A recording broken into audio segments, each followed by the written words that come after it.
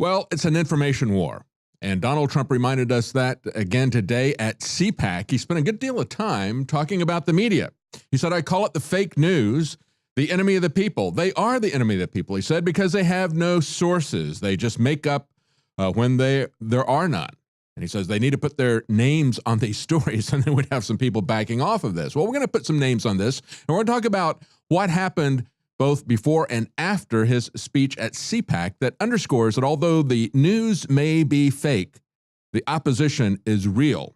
Now, he goes on to talk about how he says, I'm not against the media, I'm not against the press, I don't mind bad stories if I deserve them. I'm only against fake news and fake media. So what happened today was we had the White House, this is the way it's reported by The Hill, saying the White House handpicks select media outlets for briefing. Well, they put it that way because they were not one of the outlets that was select for the briefing. Now, we've had the White House hand-picking select media as long as there's been media. As long as there's been television and radio, there's been a small cadre of entitled people who get to go there. Never a complaint about that before. This small guild that controls everything. Do you remember when Obama was selling Obamacare and ABC was there for an entire week and they would only talk to Obama? The Republicans said, we'd like to have some equal time to speak on the other side of this issue. Said, no, we're not going to give you equal time. Well, we'd like to buy some time on ABC. And they said, no, we're not going to even sell you time.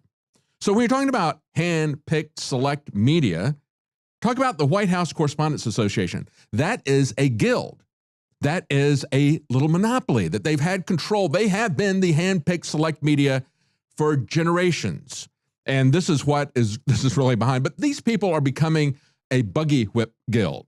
Today, we had, after the press conference, Spicer decided to hold an off-camera gaggle with reporters inside his West Wing office instead of the traditional on-camera briefing, they say, in the White House briefing room.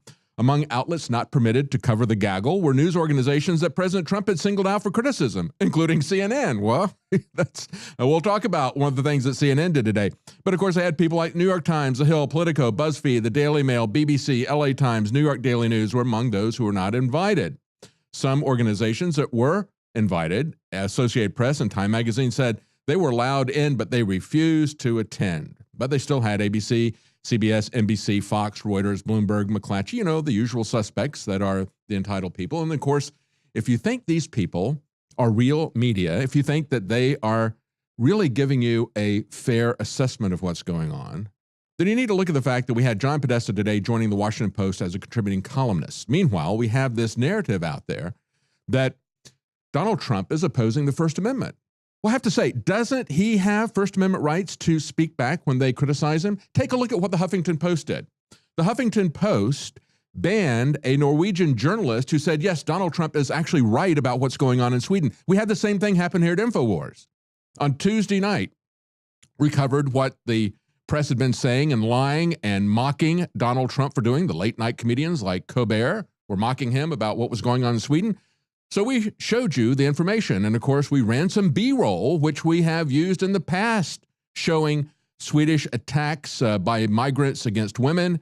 We got a restricted access put on that by YouTube, age restricted. And this is B-roll that we've used before. They've never done that to us before. They didn't want that information there. They didn't want somebody pushing back against their false narrative. Neither did Huffington Post. And the guy says, well, if this is the way Donald Trump has to deal with these people every day, he must go through hell if this is how the press is behaving. He's not American. He doesn't realize just how bad this is. And now we have another little storm that is being cooked up by CNN, talking about how Reince Priebus talked to the FBI about the fake stories that they were putting out. We had Reince Priebus talk to Deputy Director Andrew McCabe. They were at the White House, and he says, McCabe told him, I want you to know that the story in the New York Times is BS. He said it explicitly. And then Priebus said, well, what can we do about this? And he said, well, I have to get back to you. Eventually he said, look, we're not going to respond to every story that comes out. Now, the oppositional press is trying to say they're manipulating the FBI. They're trying to twist this. No, it's the press who is trying to twist this. But watch this. This is going to develop as another story because they're going to continue down this path.